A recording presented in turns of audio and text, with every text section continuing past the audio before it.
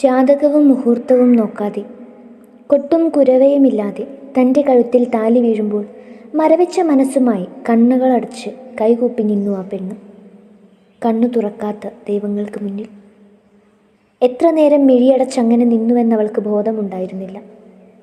മോളെ, വർഗീസേട്ടൻ വിളിച്ചപ്പോഴാണ് കണ്ണു തുറന്നത്.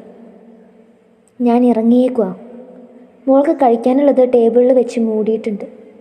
ശബരിമ മുകളിലുണ്ട്. ദേ, ആ കാണുന്നതാണ് മോളുടെ മുറി. മുകളിലേക്ക് ചെല്ലണ്ടെന്ന് പ്രത്യേകം പറഞ്ഞിട്ടുണ്ട്.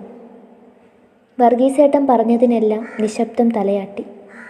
അറക്കാൻ കെട്ടിയിരിക്കുന്ന അറവുമാടിൻ്റെ നിസ്സഹായത അവളുടെ കണ്ണുകളിൽ അയാൾക്ക് പ്രകടമായി. മോളെ, ഇനിയും അവസരമുണ്ട്. മോളെ വർഗീസേട്ടൻ കൊണ്ടുവിടാം. അയാൾ കരുണയോടെ ആ മുഖത്തേക്ക് നോക്കി. വേണ്ടെന്നവൾ മുഖം ചലിപ്പിച്ചു. വർഗീസേട്ടൻ പൊയ്ക്കോ, അവൾ തളർന്ന ശബ്ദത്തിൽ പറഞ്ഞു. വർഗീസേട്ടന് പോയാലോ സമാധാനം ഉണ്ടാവത്തില്ല കൊച്ചേ. പോയച്ച് രാവിലെ വരാം. ചുമലിലിട്ട തോർത്തിൽ കണ്ണുകൾ തുടച്ച് അയാൾ നടന്നു നീങ്ങുന്നത് തനു നിർവികാരമായി നോക്കി നിന്നു. ചിരപരിചിതമായ മുറിയായിട്ടുകൂടി വിശാലമായ ആ മുറിയിൽ ഒറ്റയ്ക്കിരുന്നപ്പോൾ തനുവിന് ശ്വാസം മുട്ടി. ആ വലിയ വീട്ടിൽ താനും ശബരിസാറും മാത്രമേ ഉള്ളുവെന്ന ചിന്ത അവളെ ഭയപ്പെടുത്തി. പെട്ടെന്ന് കൂട്ടിൽ നിന്നും ടോബി കുരച്ചു. ആ നിശബ്ദതയിൽ അവൻ്റെ കുര അട്ടഹാസമായി തോന്നി അവൾക്ക്. കണ്ണുകൾ അടച്ചു പിടിച്ചപ്പോൾ കൺമുന്നിൽ അച്ഛൻ്റെ പുഞ്ചിരിക്കുന്ന മുഖം. അച്ഛേ, ആ മാറിൽ വീണ് കൊച്ചു കുഞ്ഞിനെ പോലെ കരഞ്ഞു. അച്ഛനോട് ദേഷ്യമാണോ മോൾക്ക്? അച്ഛനും കരയുന്നു. ഇല്ല അച്ഛേ, അച്ഛനോട് പൊറുക്കടാ മോളെ. ഇത്രയും ഭാഗ്യദോഷിയായൊരച്ഛൻ വേറെ ഉണ്ടാവില്ല. കരയല്ലേ അച്ഛേ, കരയല്ലേ, കരയല്ലേ. തന്മയെ, ശബരിയുടെ വിളി കേട്ട് അവൾ ഞെട്ടി. കണ്ണും മിഴിച്ച് ഒരു നിമിഷത്തേക്ക് സ്ഥലകാലബോധം വരാതെ ചുറ്റും നോക്കി. അച്ഛൻ, അച്ഛൻ എവിടെ? ഒന്ന് മയങ്ങിപ്പോയോ താൻ? താൻ പോയി ഡ്രസ്സ് ചേഞ്ച് ചെയ്തു വാ. കയ്യിലിരുന്ന ഡ്രസ്സ് അവൾക്ക് നേരെ നീട്ടി ശബരി പറഞ്ഞു. പുറത്തിറങ്ങി അവൻ വാതിൽ ചാരി. ഇട്ടിരുന്ന സാരി അഴിച്ചു വെച്ച് ഒന്ന് മേലു കഴുകി അവൾ ശബരി കൊടുത്ത ഡ്രസ്സ് എടുത്തു. സുതാര്യമായ ഒരു ഗൗണായിരുന്നു അത്. അത് ധരിച്ചു കഴിഞ്ഞപ്പോൾ അവൾക്ക് വല്ലാത്ത പരവേശം തോന്നി. പച്ചയ്ക്ക് തൊലി ഉരിഞ്ഞെടുക്കുന്ന പോലെ. ഇതിട്ടിട്ട് എങ്ങനെ ശബരി സാറിൻ്റെ മുന്നിൽ? അവളുടെ ദേഹം ആ തണുപ്പിലും വിയർത്തു. തന്മയെ, വീണ്ടും പുറത്തു നിന്നും വിളി വന്നു. നിന്ന നിൽപ്പിൽ ഭൂമി പിളർന്നങ്ങ് താണുപോയെങ്കിൽ, മരണദേവനെങ്കിലും ഒരിറ്റു ദയ കാണിച്ചെങ്കിൽ. പിന്നെയും വിളിക്കുന്ന ശബ്ദം. തനു കാലുകൾ പറിച്ചു വെച്ച് നടന്നു. ശബരി ഡൈനിങ് ടേബിളിന് മുന്നിലായിരുന്നു.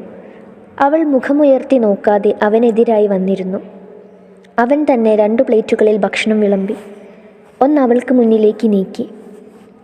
ബാക്കിയുള്ള പ്ലേറ്റുമായി സെറ്റിയിൽ പോയിരുന്ന് TV ഓണാക്കി. തനുവിനൊരു തുള്ളി വെള്ളം പോലും ഇറങ്ങിയില്ല.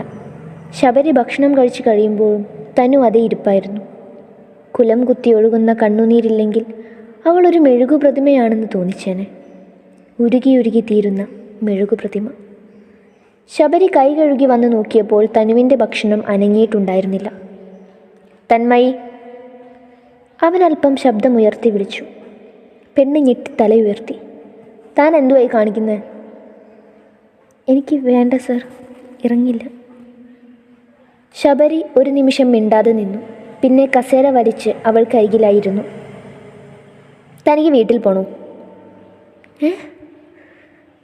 അവൾ അവനു നേരെ നോക്കി. പറ, തനിക്ക് തിരിച്ചു പോണോ? തന്മയി ഒന്നും അനങ്ങിയില്ല. തിരികെ കൊണ്ടുവിടാൻ ഞാൻ ഒട്ടും വൈകിയിട്ടില്ല. പക്ഷേ ഞാൻ ചെലവാക്കിയ മുഴുവൻ പൈസയും എനിക്ക് തിരികെ വേണം, ചില്ലിക്കാശ് കുറയാതെ. തനു അയാളെ പകച്ചു നോക്കി. തൻ്റെ കണ്ണീര് കാണാനല്ല ഞാൻ ഇത്രയും റിസ്ക് എടുക്കുന്നത്. തനിക്കറിയാലോ, 4 ആൾ അറിയുന്നൊരു സെലിബ്രിറ്റിയാണ് ഞാൻ. ഒരു തീപ്പൊരി മതി വലിയൊരു പൊട്ടിത്തെറി ഉണ്ടാവാൻ. അത്ര പ്ലാൻ ചെയ്താണ് ഞാനത് ഇവിടെ വരെ കൊണ്ടെത്തിച്ചത്. താനായിട്ടത് കുളമാക്കരുത്. സർ, ഞാൻ എടോ, എനിക്ക് തനിക്ക് ചിലവാക്കിയതിൻ്റെ 10% വേണ്ട വാടകയ്ക്ക് ഒരു ഗർഭപാത്രം സംഘടിപ്പിക്കാൻ. പക്ഷേ എനിക്ക് നിർബന്ധമുണ്ടായിരുന്നു എൻ്റെ ബീജം നിക്ഷേപിക്കുന്ന ഇടം, എൻ്റെ കുഞ്ഞ് വളരുന്ന ഇടം അത്രമേൽ പെർഫെക്റ്റ് ആവണമെന്ന്. എൻ്റെ കുഞ്ഞിനെ ചുമക്കുന്നവൾ അതെൻ്റെ വൈദേഹി അല്ലെങ്കിൽ അത്രമേൽ പരിശുദ്ധിയുള്ളവളാവണമെന്ന്. ആ ഗർഭപാത്രത്തിൽ അവൾ മറ്റൊരു കുഞ്ഞിനെ ചുമന്നവൾ ആവരുതെന്ന്. അവൻ്റെ ഓരോ ചലനവും എനിക്കറിയണം. അവൻ ആ ഉദരത്തിൽ കിടന്ന് ഓരോ വളർച്ചയും എത്തുമ്പോഴും എനിക്ക് പറയണം അവൻ്റെ അച്ഛൻ ഞാനാണെന്ന്. ഒരച്ഛൻ്റെ എല്ലാ ഫീലിങ്സും അറിഞ്ഞെനിക്ക് അവനെ സ്വീകരിക്കണം. അവൻ നിൻ്റെ ഉദരത്തിൽ മുട്ടിടുമ്പോഴുള്ള സന്തോഷം മുതൽ വേദന സഹിച്ച് നീ അവനെ എൻ്റെ കയ്യിൽ തരുമ്പോഴുള്ള നിർവൃതി വരെ എനിക്കറിയണം. എന്നാൽ മാത്രമേ എനിക്കവനെ പൂർണ്ണമായി സ്നേഹിക്കാൻ കഴിയൂ. എന്നാൽ മാത്രമേ ഞാൻ അവൻ്റെ നല്ലൊരു അച്ഛനാവൂ. അയാൾ ചെറുതായി കിതച്ചു. നിനക്ക് തോന്നുന്നുണ്ടാവും എനിക്ക് ഭ്രാന്താണെന്ന്. അതെ, ഈ വക കാര്യത്തിൽ എനിക്ക് ഭ്രാന്ത് തന്നെയാണ്. വിവാഹത്തിന് മുന്നേ എനിക്കറിയാമായിരുന്നു എൻ്റെ വൈദേഹി ഒരിക്കലും ഒരു അമ്മയാവില്ലെന്ന്. കാരണം അവൾക്ക് യൂട്രസ് ഇല്ല, അതിൻ്റെ സ്ഥാനത്തൊരു മാംസപിണ്ഡം മാത്രം. എൻ്റെ വൈദേഹി ഇതുവരെ ഋതുമതിയായിട്ടില്ല. എല്ലാം അറിഞ്ഞിട്ട് തന്നെയാണ് ഞാൻ അവളെ പ്രണയിച്ചത്, എന്നിലേക്ക് സ്വീകരിച്ചത്. ഇപ്പോൾ അവൾക്ക് ആവശ്യം ഒരു കുഞ്ഞിനെയാണ്, എൻ്റെ കുഞ്ഞിനെ, ഞങ്ങളെ മാത്രം അച്ഛ അമ്മേ എന്ന് വിളിക്കുന്ന ഞങ്ങളുടെ കുഞ്ഞിനെ.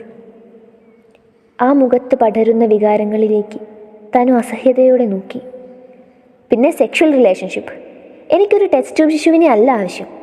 എൻ്റെ പ്രണയം മുഴുവനായും അറിഞ്ഞ് എൻ്റെ ചൂടും അറിഞ്ഞ് അവൻ്റെ അമ്മ ഏറ്റവും നിർവൃതി അടയുന്ന നിമിഷങ്ങളിൽ ജനിക്കണം അവൻ. അതിനാണ് നിന്നെ ഞാൻ വിലക്കെടുത്തത്. ഒരിക്കലും നിന്നോട് എനിക്ക് കാമം തോന്നില്ല.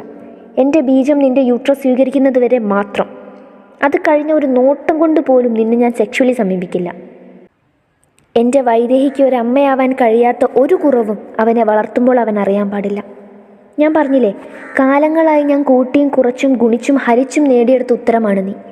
ഒരിക്കലും ഒരാളുടെ വായിൽ നിന്നും അവൻ അറിയരുത് അവൻ്റെ അച്ഛൻ അവനെ വിലക്കി വാങ്ങിയതാണെന്ന്. ഒരാളും പറയരുത് നിന്നെ ആ കാണുന്ന വാടക ഗർഭപാത്രം ചുമന്നതാണെന്ന്. 9 മാസത്തെ നിൻ്റെ നീക്കിയിരിപ്പിന് 9 ആയുസ് ജീവിക്കാനുള്ളത് ഞാൻ നിനക്ക് തന്നു. ഇനിയും തരും, എത്ര വേണമെങ്കിലും. പക്ഷേ നിൻ്റെ മുഖത്തിന് കണ്ണുനീർപ്പാടുണ്ടാവരുത്. എൻ്റെ കുഞ്ഞിൻ്റെ അമ്മ എപ്പോഴും പ്രസന്നവതിയായിരിക്കണം, ഈ ലോകത്തിലെ ഏറ്റവും സന്തോഷവതി. അയാൾ എഴുന്നേറ്റ് അകത്തേക്ക് പോയി. എൻ്റെ കുഞ്ഞിൻ്റെ അമ്മ എപ്പോഴും പ്രസന്നവതിയായിരിക്കണം, ഈ ലോകത്തിലെ ഏറ്റവും സന്തോഷവതി. ശബരിയുടെ വാക്കുകൾ ഒന്നുകൂടി അവൾ മനസ്സിലിട്ട് ഓടിച്ചു. ഒരേ സമയം അവൾക്ക് ചിരിയും കരച്ചിലും വന്നു. ഒരു കട്ടിലിൽ അല്പം അകലമിട്ട് കിടക്കുമ്പോൾ തന്മയ്ക്ക് പിന്നെയും ശ്വാസം മുട്ടി. മനസ്സിനെ എത്ര പറഞ്ഞു പഠിപ്പിക്കാൻ ശ്രമിച്ചിട്ടും കേൾക്കാത്തതുപോലെ കണ്ണടച്ച് അമ്മയെയും പാറുവിനെയും മനസ്സിലോർത്തു. ആ മുഖങ്ങളിലെ പുഞ്ചിരി ആവാഹിച്ചു. അവളും പുഞ്ചിരിക്കാൻ ശ്രമിച്ചു. അവളെ തോൽപ്പിച്ച് കണ്ണീർ വീണ്ടും ചാലിട്ടൊഴുകി. ശബരി തെല്ലുകൂടെ അവളിലേക്ക് അടുത്തു കിടന്നതും അവളുടെ ഹൃദയം സ്തംഭിച്ചു. അവൻ്റെ ബലിഷ്ഠമായ കരം നീണ്ട് അവളുടെ വയറിനെ പുലുകിയതും ഉൾക്കിടലത്തോടെ അവൾ കണ്ണുകൾ ഇറുക്കി അടച്ചു. കൃഷ്ണ